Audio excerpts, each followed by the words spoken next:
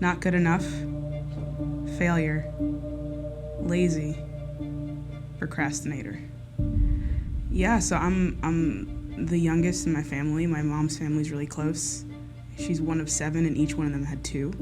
And I'm the youngest one, named after my grandmother. And she was just such like a really big deal, this woman. I never got a chance to meet her, but nobody has anything bad to say about her. So of all the great stories that I heard about her, I guess I kind of put this obligation on myself, thinking that I had to fill her shoes. And nobody put that on me except me. So I, for the longest time, kept pushing to be perfect, to do everything the right way, and to be the most creative, to be the best in school. And I never really was, mostly because I just wasn't one for authority. I'm not really good at listening to authority. Because I consider myself as free spirit. Like I march to the beat of my own drum. I always needed a good reason, and I always asked why I needed to do something. And I guess with authority, that's never really a good thing. So whenever I didn't do what I was supposed to, I was rebuked. I kind of closed in on myself, thinking that I was never really one to fit in the crowd, and that was a bad thing. So if I wasn't one to fit in the crowd and I was always by myself, I was thinking, well, I don't fit in because nobody wants me, or I'm not supposed to, that there's no point in me doing anything that I dream or aspire to do.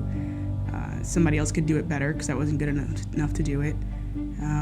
Somebody was more talented than I was, and I was always threatened if there were people more talented than me, because if they were, then people would overlook me or reject me.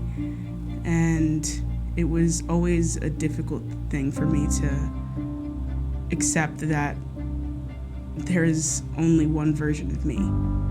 And instead of embracing that, I kind of despised it, because I always felt alone. I always felt like nobody would be able to understand me or figure me out, and that in turn just put me into a deeper hole because there was nobody that I could ever relate to. So I remember sitting on the train one day, coming in from the city during rush hour, and it was just packed full of people, and looking around and thinking that there are so many people, and just in general, not even just on the train, like there's just a lot of people here. And I had this overwhelming feeling, and just out of nowhere, I kind of relaxed into myself, and I felt in myself something say, there's only one Olga though. Like, there's nobody else like you, and that's on purpose. And it was in that moment that I realized that it's okay, that there's only one version of me, that I was fearfully and wonderfully made, and I was created for something bigger, for something better, and that it's a good thing that I am the only version of me, because nobody else can do what I do the way that I do it. And there might be other Olgas in the world, but there's only one Olga that can do what only I can do. Nobody can sing like me. Nobody can write like me. Nobody can laugh the way that I laugh. And nobody can cheer other people up the way that I could cheer people up. There's a special calling on my life that affects people that are around me that I am meant to fill. Like, there's no other puzzle piece shaped the way that I'm shaped, and that's on purpose. And all those things that nobody else but me had said to myself, that I wasn't good enough or that I'm overlooked, just started to fade away when I realized that I am good enough. I have a purpose that is only meant to be taken one day at a time. Like, I'm not supposed to try to tackle it all at 1 second. It's never going to happen that way. But if I just take it one day at a time, then it will be fulfilled. And all the pressure that I put on myself just goes away little by little every single day, the more that I realize that it's okay, that I'm the only version of myself.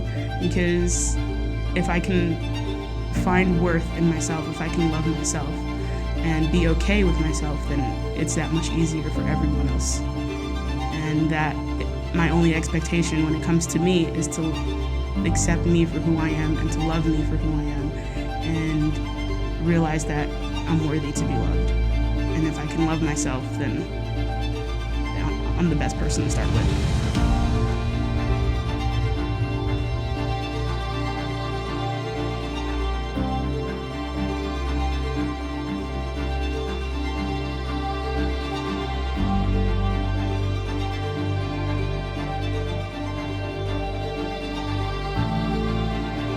Sticks and stones can't hurt me. I don't care what they say. I'm worthy.